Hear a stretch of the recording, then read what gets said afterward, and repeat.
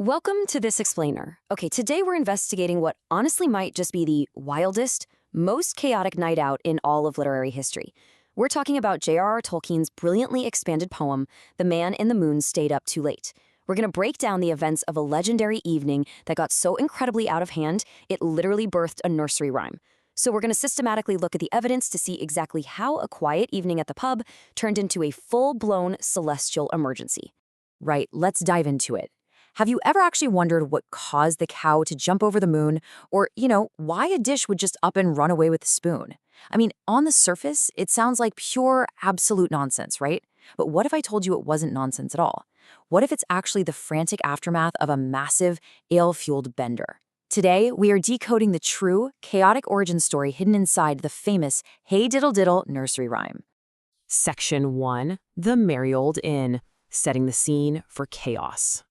We begin our timeline in a cozy, unassuming, and seemingly safe setting. Picture a merry old inn nestled right beneath an old gray hill. It's the kind of place known far and wide for one very specific, very important thing: brewing an exceptionally good brown beer. And this legendary brew? Well, it serves as our inciting incident.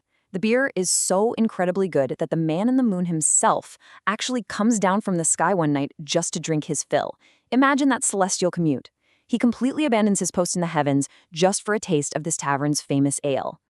Moving right along to Section 2, meet the peculiar patrons, the cast of characters.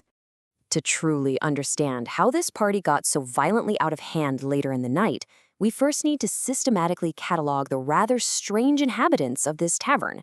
Because, as it turns out, the man in the moon isn't drinking alone. Check this out. What's really interesting here is how these specific eccentric behaviors perfectly set the stage for the madness to come. The ostler, who tends the horses, owns a tipsy cat that plays a 5-stringed fiddle. It squeaks high, purrs low, and saws right in the middle. Then you have the landlord. He's got a little dog who is mighty fond of jokes, literally laughing until he chokes whenever there's good cheer. And the inn itself, well, it keeps a horned cow. She's as proud as a queen, but here is her fatal flaw. Music turns her head just like ale, making her completely lose control and dance upon the green. And before the chaos truly kicks off, the poem gives us this brilliant little grounding detail. The inn boasts a whole row of everyday silver dishes and a store of silver spoons. But there is a very special Sunday pair. And what do they do with them? They meticulously polish them up with care on Saturday afternoons. It's such a fun, mundane little detail, isn't it? It perfectly anchors the fantasy right before all hell breaks loose, giving us this sense of normalcy that is about to be utterly destroyed. Which brings us to Section 3. The moon drinks too deep, and the party escalates.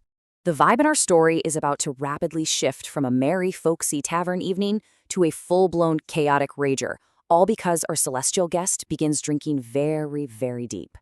As the moon drinks, the music takes over, and the animals start absolutely losing their minds in an escalating frenzy of motion. It's a total chain reaction. The cat begins to wail on that 5-stringed fiddle, a dish and a spoon literally start dancing on the table. That proud cow we just talked about, she is madly prancing out in the garden. And the joke-loving little dog is just spinning in circles chasing his tail.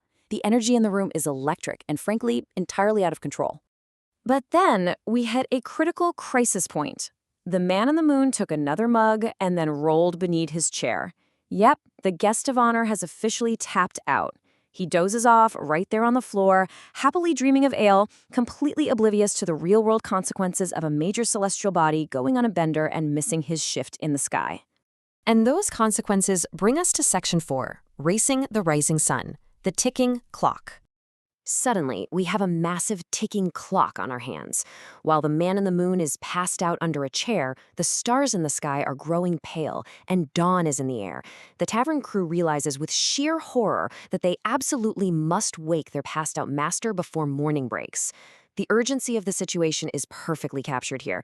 The ostler turns to his tipsy fiddle-playing cat and urgently warns him that the white horses of the moon are out there neighing and champing at their silver bits, ready to leave. Their master has completely drowned his wits in brown beer, and the ultimate threat is looming. The sun will be rising soon. I mean, a moon in the sky during the day, asleep at the wheel? That is a literal cosmic disaster waiting to happen. Let's see how this builds into a desperate, frantic scramble to beat the dawn. Look at this timeline. At around 3 a.m., the landlord is physically shaking the man in the moon, shouting, "It's after 3."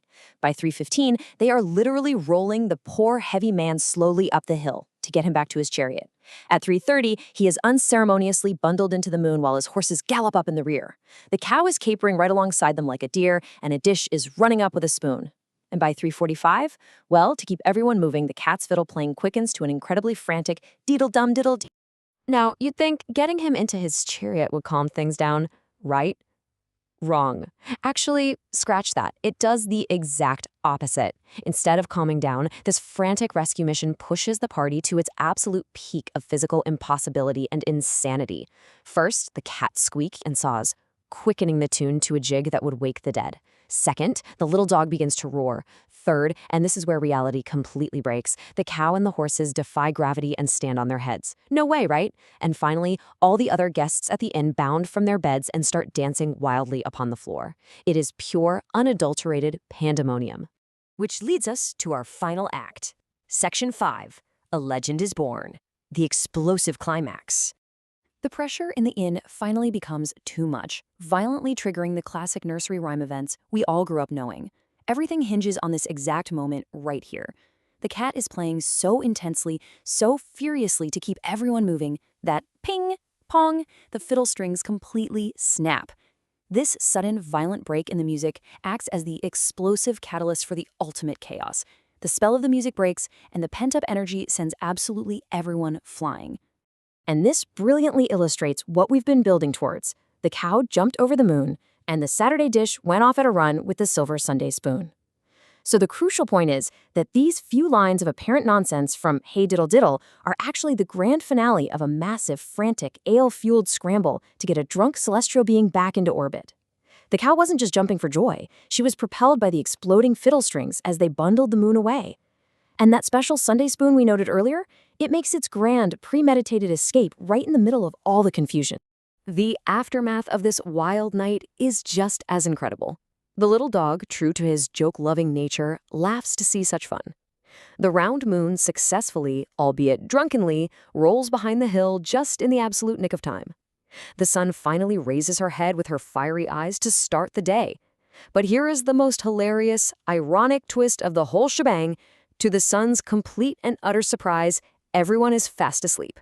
They partied so hard all night trying to get the moon home that by the time the sun actually rises to start the day, they've all just gone back to bed. It's the perfect crime. The sun suspects absolutely nothing. And honestly, it really makes you wonder, what other innocent childhood rhymes are secretly hiding the story of an epic, chaotic night out?